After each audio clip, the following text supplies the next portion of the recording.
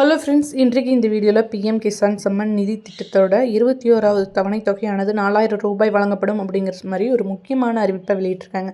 அதை பற்றி தான் இந்த வீடியோவில் பார்க்க போகிறோம். நாடு முழுவதும் உள்ள விவசாயிகள் பிஎம் கிசான் திட்டத்தில் 21வது தவணைக்காக ஆவலுடன் காத்திருக்கின்றனர். தீபாவளிக்கோ அல்லது பீகார் தேர்தலுக்கோ முன்னதாகவே வரும் என்று எதிர்பார்க்கப்பட்ட இந்த தொகை விடுவிக்கப்படவில்லை. தாமதத்துக்கு பின்னணியில் என்ன இருக்கிறது, எப்போது விடுவிக்கப்படலாம் மற்றும் இந்த திட்டத்தின் என்னென்ன மாற்றங்கள் வருகின்றன என்பது குறித்து பார்க்கலாம்.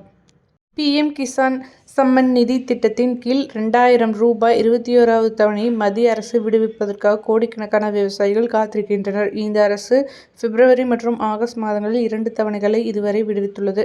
பண்டிகை காலம் தொடங்குவதற்கு முன் புதிய தவணையை விவசாயிகள் எதிர்பார்த்தனர். பீகார் தேர்தலுக்கு முன்னதாக அறிவிக்கப்படலாம் என்று சில தகவல்கள் தெரிவித்தன.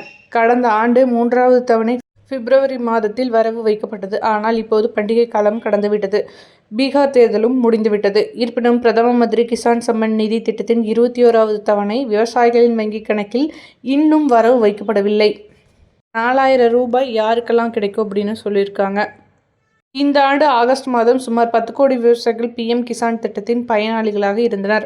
இருப்பினும் KYC முரண்பாடுகள் அல்லது தகுதி விதிகளை மீறிய காரணங்களால் லட்சக்கணக்கான விவசாயிகளுக்கு அரசு தவணையை நிறுத்தி வைத்தது.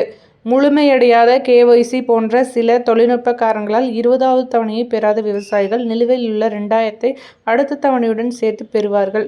இதன் பொருள் பல விவசாயிகள் பிஎம் கிசான் பலனாக தங்கள் வங்கிக் கணக்குகளில் 4000 ரூபாய் 20 மற்றும் 21வது தவணைகளை சேர்த்து பெறுவார்கள்.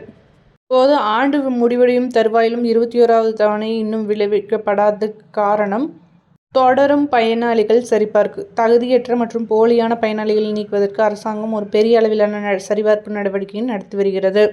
KYC மற்றும் நிலப்பதிவேடு புதுப்பிப்பு. பல மாநில அரசுகள் விவசாயிகளின் KYC மற்றும் நில உரிமை தரவுகளை இன்னும் புதுப்பித்து வருகின்றன. இது பணம் வெளியிடுவதற்கு கட்டாயமாகும். அனைத்து சரிபார்ப்பும் முடிந்தவுடன் நவம்பர் இறுதிக்குள் அல்லது டிசம்பர் தொடக்கத்தில் பணம் வெளியிடப்படலாம் என்று வட்டாரங்கள் தெரிவிக்கின்றன.